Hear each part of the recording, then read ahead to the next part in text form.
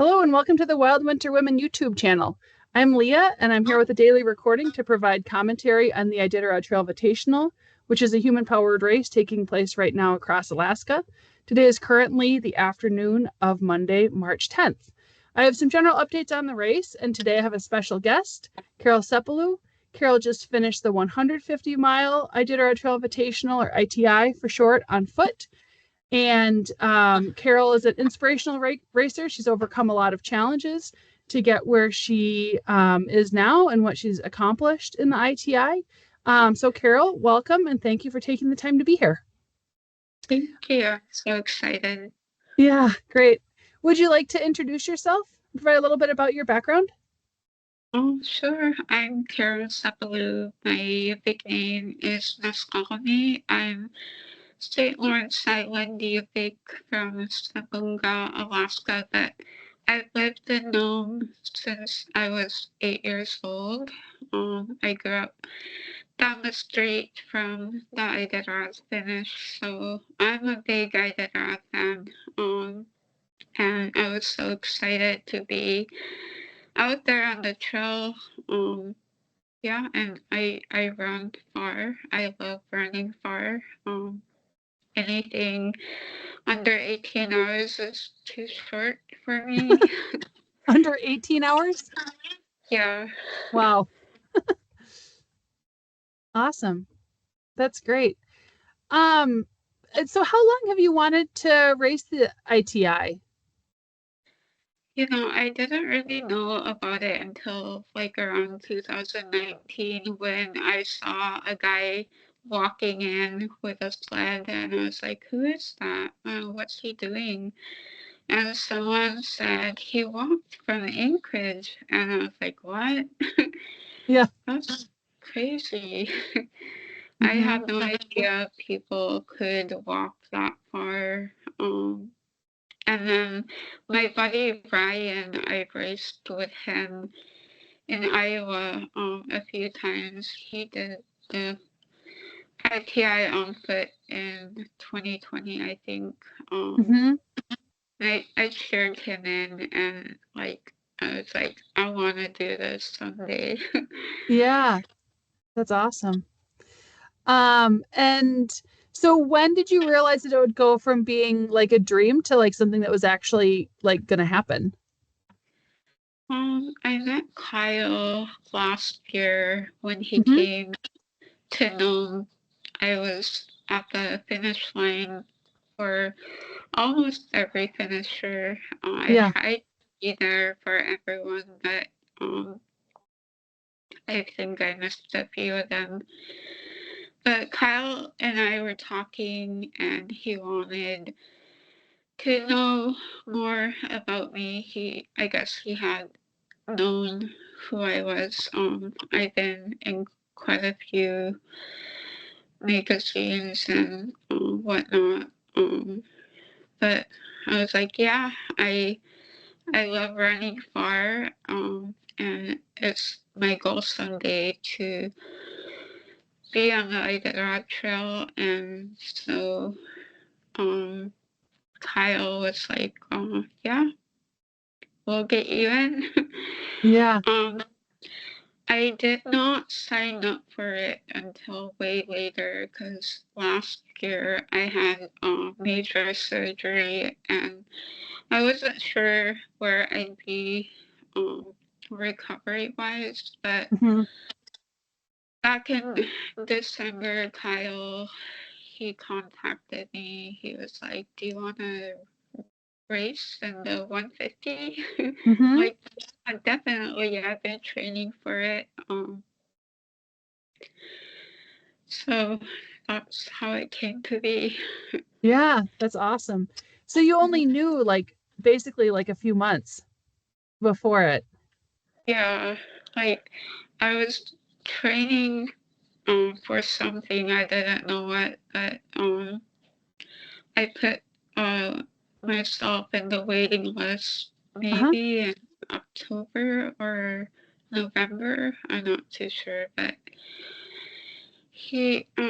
yeah, a few months before the race, that's Mm-hmm. when I found out. Mm-hmm. Cool. So how did the race go for you? It went really well. I couldn't believe I was among these people I've been watching for years. Yeah. It was so cool. Like I was starstruck.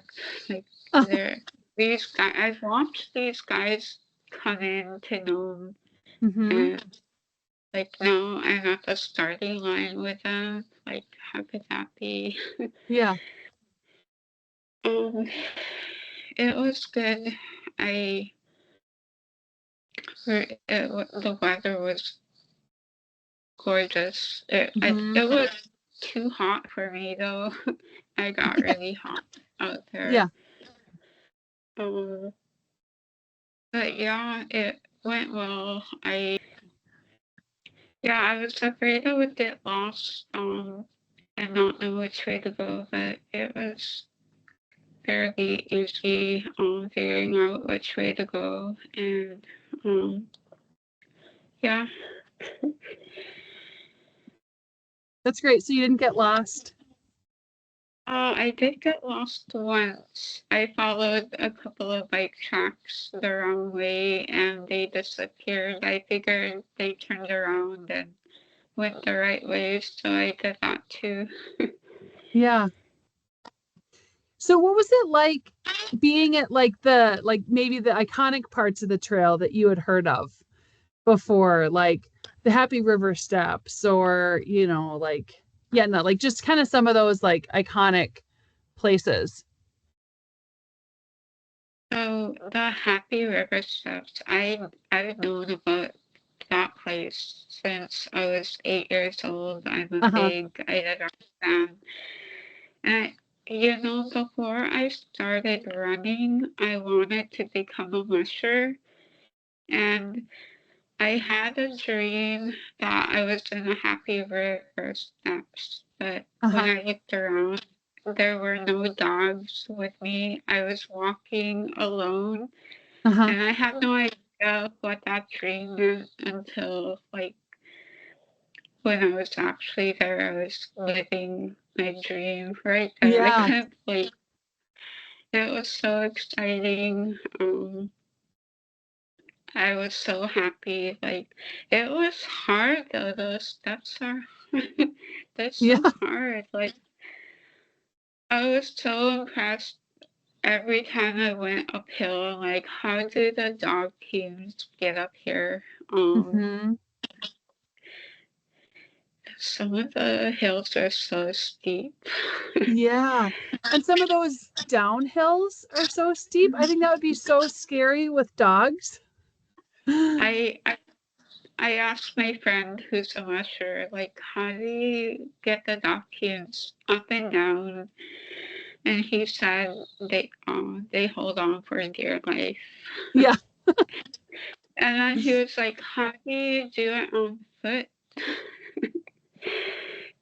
um, yeah, it was so cool. I couldn't believe I was living my dream right Hmm. there. I took it all in. I don't even remember being in pain at that Hmm. point. Um, I was just so happy. Yeah. How many days did it take you to finish? It took me 3 days and 8 hours, Uh-huh. Awesome. 27 minutes. My goal was 3 days, so I was pretty much there. Hmm. Great. And did you sleep much during that time? Oh gosh, I tried to sleep. I don't know how people sleep, but normally I don't sleep until I get things done. Hmm. And I think my my mind was like, "You're not done yet. You can't sleep yet." So my mind was racing the Hmm. entire time, and every time I laid down, it was like, "You need to get up and go." Hmm. But I did get a few spots where I rested rested for some time, and I think that was good for my feet and my legs. So Yeah, yeah, that's great. So can you talk about what foods you ate? What I worked for made you? yeah. Next time I do the ITI, I'll make more agudak, which is Eskimo ice cream. You make it out of reindeer fat, oil. Usually we use seal oil. Tender berries. You mix it, the oil and fat and ice until Mm-hmm. it's really fluffy. They, Traditionally, we don't use sugar, but I put sugar for Mm-hmm. extra energy. It was so good. Oh my gosh. I ran out by the time I got to Shell Lake, and I was so sad. Yeah. And that's It maybe, was, is that like mile like 100? yeah, like Okay. 102, I think. Okay. Yeah. But then I had homemade carb balls made out of oats and Mm-hmm.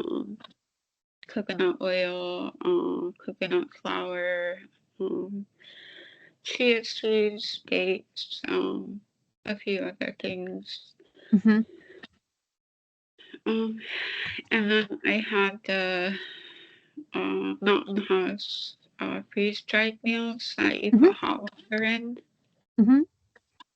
I ate a lot at Yetna, Squetna, Hooligan.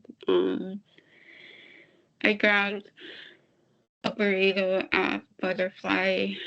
Um, but yeah, um, I also ate at Finger Lake. They had, I think, breakfast burritos or something like that Yeah. over there.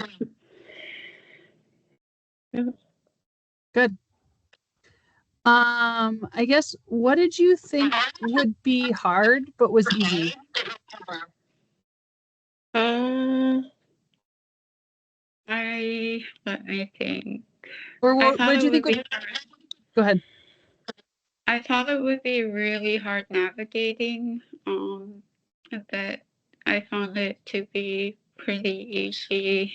Uh-huh. I used my watch most of the time. I have to pull out my phone when I got lost or when I have to figure out which way to go. There's a trail going this way and that way, and I'm like, which way do I go? Yeah. um, and let's see. I thought I would be a lot more sore than I was. I Uh-huh. didn't get too sore, which made me happy. Um, That's wonderful. yeah. And so then after you finished, did you get to spend a little bit of time at Rainy Pass Lodge up until Lake? We Yeah, we got stuck there due to weather. Um, I think, let's see, I got there on Wednesday night, I think, and then we didn't get out till Saturday morning. So Wow. yeah, I couldn't really afford their meals, but the owner, after a while, he was like, "Come join us." Oh, yeah. he was That's nice. he was so nice. They were Yeah. all so nice. Yeah. Like It's such a they beautiful made place in the mountains it. in that lodge. I know, like I would love to live there. Yeah. Um, their cabin was the farmhouse was really comfortable. Mm-hmm. I did get kind of hot, but um, it was comfortable. Yeah. Yeah. I love like the flannel sheets on the beds. Yeah. Yeah, very, very cozy. Yeah. Did you, when you were out on the trail, did you listen to music or podcasts or anything, or did you just walk with not I listening to anything? I don't listen to anything when I'm doing my super long stuff, but Mm-hmm. I kind of wish I had headphones because around mile 37 or so, my runner broke in half and it dragged on the ice really bad. There was a piece sticking out and dragging, and it Mm. made a really awful loud noise. And 113 miles of that noise kind of drove me crazy. When I got to Yetna, one of the bikers, he introduced himself to me and he was like, I know who you are. And I'm like, my runner is broken. Oh. And he was like, oh, let's see if it can be fixed. So we looked at it. I didn't have the tools to fix it, but um, we shaved off much of what was sticking out, and that helped a little bit. But then later on, it started peeling out again. And Mm. before I never really pulled a sled. um, I usually use a backpack, Mm-hmm. but I learned a lot, and I know the next time I do it, I'll know how to fix it and I'll know how to use it better. Yeah. So did the biker help you get it fixed? A little bit. He helped me shave off. Oh, okay. There's like the uh, part sticking out really bad, and we shaved it off there. Um, it helped a little bit, and he got me breakfast, and he took off. Oh, nice. That's great. Um, do you have any like pieces of gear that you think were like super valuable that you were happy that you had? I'm glad I had my ice cleats, Mm. or my what are they? The little spikes. Yeah. That it was very useful. The first like I think I used them up until no, Hmm. then I took them off. Um, and then let's see, my GPS on my watch that helped me stay on the trail. Hmm. um, it wasn't cold out there, so I didn't put my jacket on until after leaving Hooligan. Um, when I got back onto the river at night, it got a little bit chilly. Gavin, he let me borrow his -40 sleeping bag, and that kept me Mm. really warm when I had to baby. And then Ryan Fox, he let me borrow his baby, so Nice. those two items are really nice to have. Yeah, that's great. Um, so can you talk about your training a little bit? Like, you live in Nome. Um, like what do you, where, what kinds of places do you like to go? Like, what trail are there lots of trails? I mean, other than like the one obvious Iditarod Trail. But what does your training look like?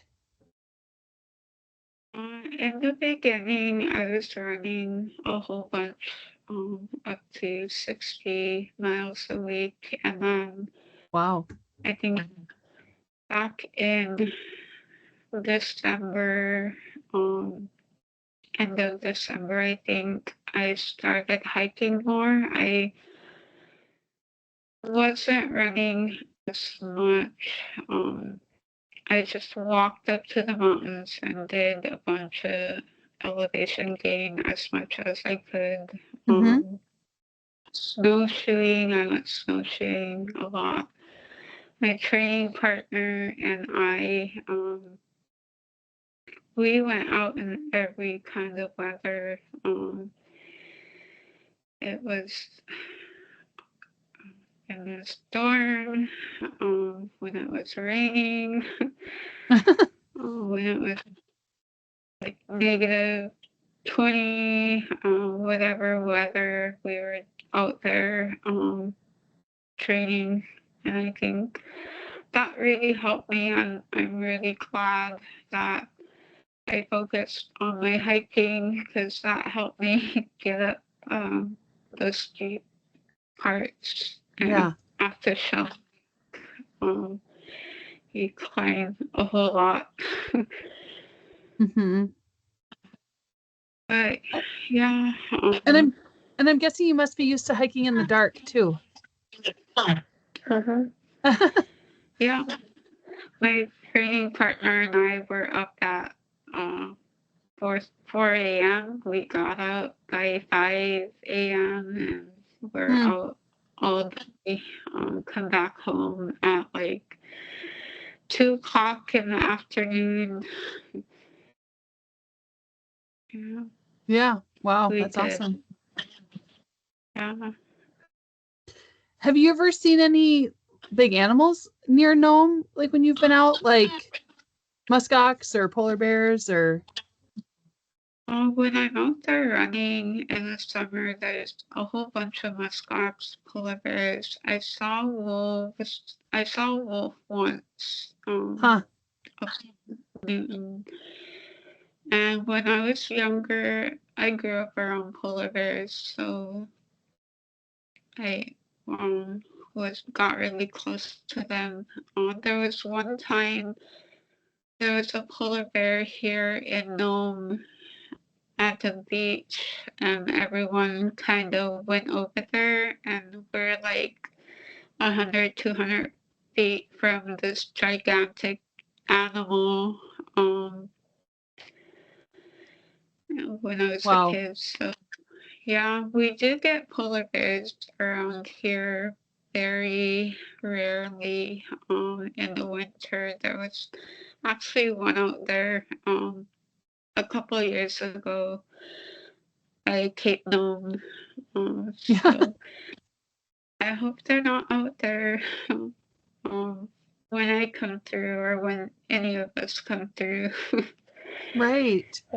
They're scary. Yeah. But, Yeah, I remember hearing about that polar bear at Cape Nome like a couple winters ago. mhm. And I was coming up to do the 1,000 that year, and I was thinking, like, yeah, I don't want to see a polar bear when I'm just out by myself out there. Do people ever see muskox in the winter? Yeah, Or do they? Yeah. they're usually up in the mountains during the Okay. winter. Um, I actually went hiking the other day and we saw them up um, at noon. So they're out there. They like to be in the mountains because it's easier to dig for food. Okay. Yeah. Yeah, because I've never heard of ITI racers seeing them. I mean, it may have happened. I just, feel like I've never heard of that, and I was wondering why. But that makes sense that they don't spend time on the coast. Mhm. I swear I've heard of someone seeing a grizzly bear one time. Like it came out of hibernation early. Mm. I wouldn't want to see a grizzly bear Yeah. either. I did run from White Mountain to Nome in 2022, and I saw fresh bear tracks Oh, near Solomon. So I'm pretty sure it was a good brown bear that had waken up. early. Huh. I hope it wasn't a polar bear. Yeah. But yeah, sometimes they wake up early, I think. Yeah. So now, so right now it's like Monday and the mushers should be coming in to Nome in a few days. Like, what's like the sense in Nome? Like, are people getting excited? Are people starting to arrive and getting ready for the mushers to come in? Yeah, there's a lot of people here in Nome. I think our population just grows significantly. Um, there's basketball games going on right now while we wait for the mushers. A bunch of events. Lots of things happening. The Iditarod Arch, our new one, is actually here. They put it on Front Street. They're gonna reveal it on Wednesday, and I'll be there, so I'm excited. Cool. That's awesome. Yeah, it's so neat that I mean it's unfortunate that the old one, crumbled, and I think that I was probably one of the last racers to be under it. Because I think there were only a handful of people who came in after me last year. And it's so cool that Ramey Smith built the new one, and his wife Becca Moore has done the ITI on bike a couple of times, in addition to been a musher in the Iditarod. So it's just so cool, and I can't wait for the unveiling, and I don't know what's going to happen first, if it'll be unveiled or the lead bikers from the ITI will reach it. Like if they'll get there Yeah, while it's like still covered. yeah, it looks like they're getting a lot closer. I'm so excited. Yeah. Cool. And I assume that you've met a lot of people who have come through Nome, either as part of the Iditarod or ITI. Like, who are some of the more memorable people who you've met? So I knew Ryan before, and he's been doing this for a few years, Mm-hmm. back to back. I love welcoming Ryan in. He's a good buddy of mine. Mm-hmm. Last year, I met Gavin. I walked out to a couple miles and greeted him, and like, uh, he felt like a brother from the beginning. I was like, "Hey, I'm Carol. Um, I'm a little bit Irish, like 3%," and he was like, "We'll claim you." um, and we've been keeping in touch over the past year. He let me borrow his sleeping bag, and like I met John Frank, the skier last year. John and his wife Petra, they did the 350 ski Oh, this year. yep. Yeah, Jan And Frank. Yep. yeah, Young. He was like, I remember you. You're Yeah. doing so well. You're going so fast, and like that compliment was meant the world to me. Like, Mm-hmm. um, it was so cool. Um, uh, guys, like it was fun seeing Peter, um, and like being around these people who I've seen cross the finish line here. Mm-hmm. Yeah, Cool. And I and go ahead. one of the volunteers, Asbjorn, is that how you say it? As Oh, Esbjorn? he's Yeah, he was the Yeah. first skier. Yeah. It was cool seeing him volunteering. I met him last year. He gave me a flag Oh, from his country. yeah. I I still have it. Oh, that's awesome. Yeah. Fun. Yeah, I think it's so cool when you like you're on the starting line, in Anchorage, and you start with all of these people, and then to be able to get to see them at the end, like just like the bond with those racers, and having been out on the trail with them is just so cool. Like to be part of like the ITI family with them. Mm-hmm. Yeah. Yeah. Kari, I was alongside of her for most of the race, and she gave me some tips on foot care in Finger Lake because when I got there, I was tending to a couple of blisters, and she gave me some really good tips. And um, yeah, I can't wait to meet her here. Yeah. Yeah. Yeah, she's doing great. Like Yeah. she's just so steady and constant and strong, and I'm really happy for her that she's having a great race. Mm-hmm. Um, so you have a trach, and I'm wondering how does it work like to run with that? Or do you run with it? And Yeah. how does that how how does that go? So I've had the trach for let's see, going on 26 years now, and that's more than half of my life. So I'm very used to it. I take care of it on my own. When I started running, it was so hard. I have to be adjust to it. Grading well with it. I had to adapt, especially in the winter. I remember going on my first winter run, and um, it froze a little bit right Mm, here, and I had to take out my key and chisel the ice out.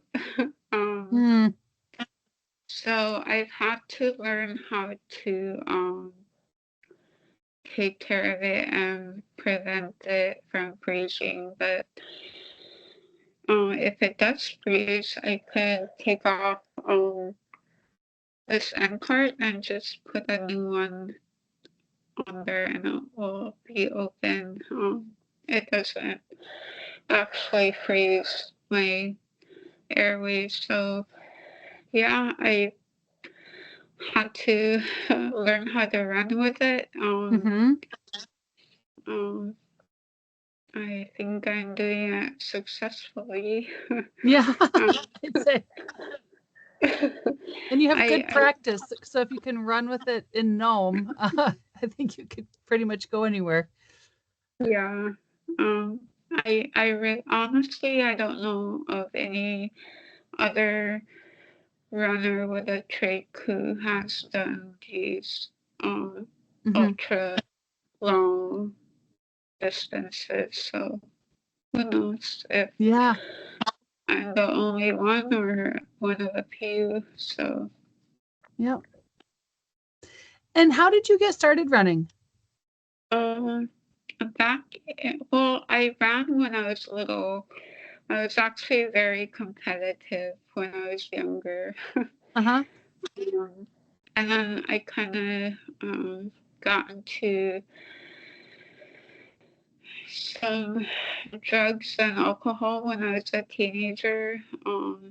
And when I was a teenager, I had attempted to take my own life. That's why I have the trach. And Hmm.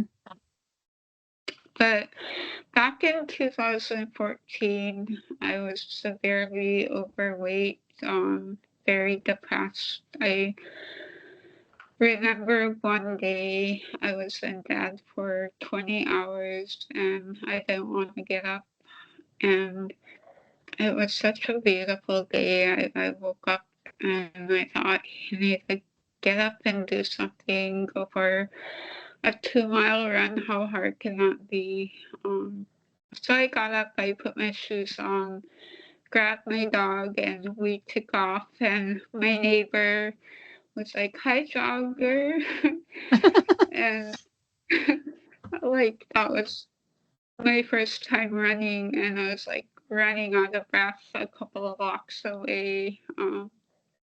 Even going downhill, I was completely out of breath, and I had to walk the rest of the way. But I was so determined to run 2 miles without stopping to walk. It took a whole year, and then an obsession took over me. Like, I wanted to see how much farther I could go. And now I'm here doing 150 miles. And it hasn't stopped. I want to see how much farther I could go. I absolutely love being out there, running far, seeing beautiful country, being on nature. It just makes me really happy. It could be painful, but it makes me happy. Yeah. Yeah. That's great. So if someone was interested in the ITI, just getting started, I guess, what advice would you have for them? Do a lot of training in the winter. Get yourself out there in the elements. Make sure you're comfortable with being outside, because eventually, at some point during the race, you'll have to take a break, and there might not be a cabin or camp to do that. So, make sure you talk to people who have done the race. I talked to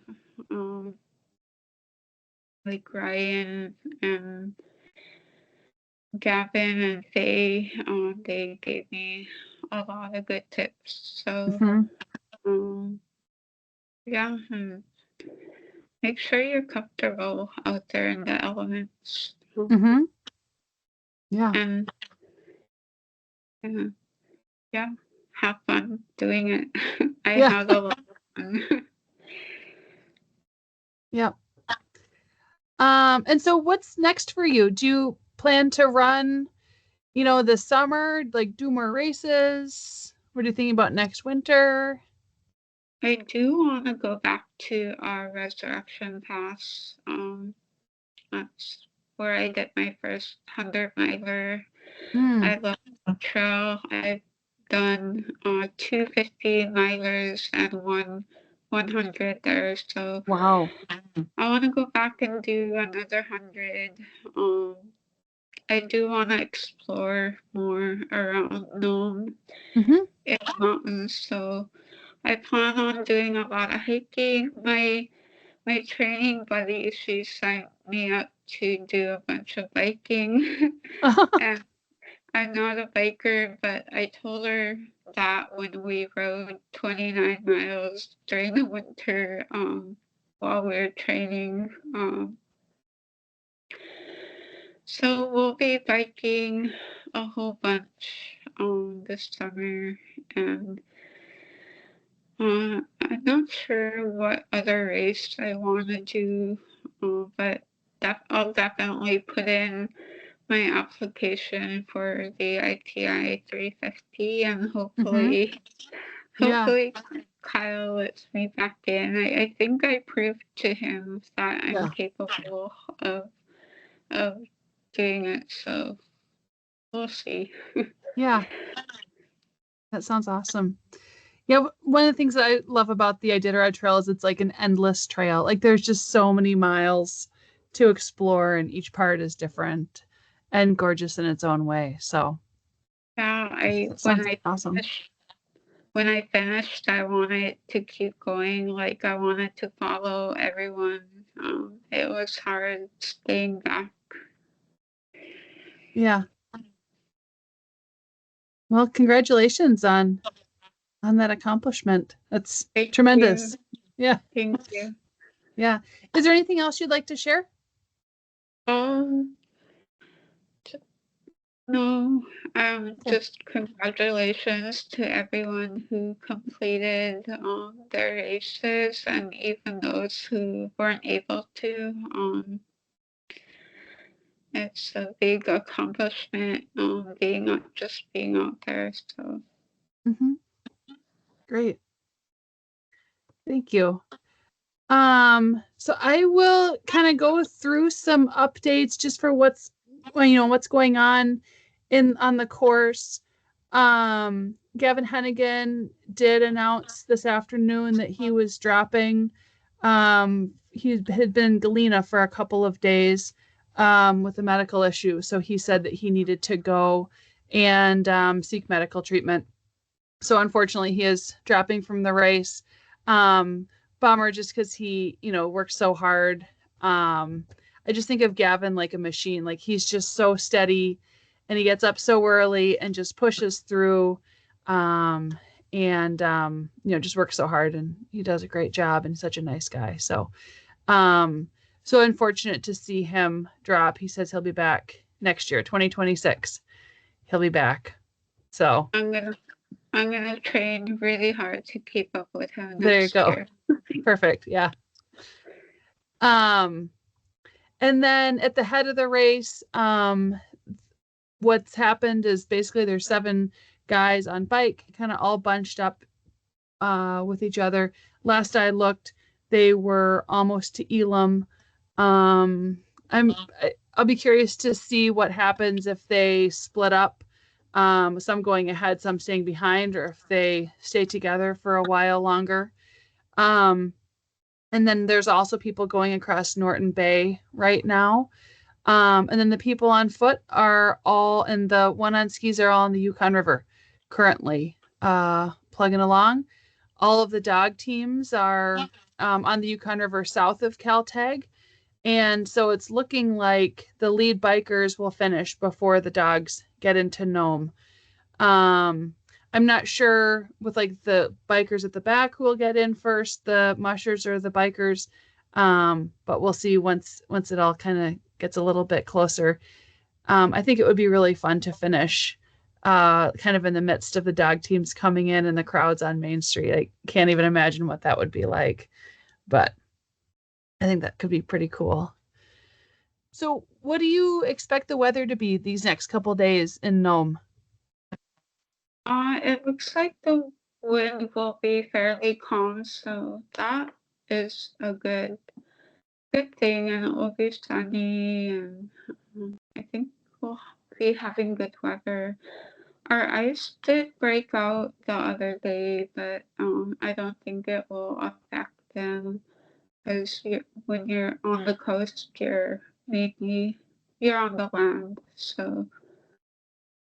Can you see the Yeah, open water? Can you see like the blue open water from town? yeah. Okay. Yeah. So Exciting. I'm excited. I'll Hmm. be there for as many finishes as I can. I'll try to be there for all of them, and I'll be taking pictures and videos and um, Awesome. yeah, That sounds great. Can't wait to see it. yeah. Good. Well, thank you so much for coming on and joining me tonight, Carol. Really appreciate it. Love hearing about training in Nome and your stories about being on the trail and all of that. So Yeah, congrats thank again you. on your yeah, congrats again on your finish, and I hope you have a great rest of your night. I'll see you. Thanks.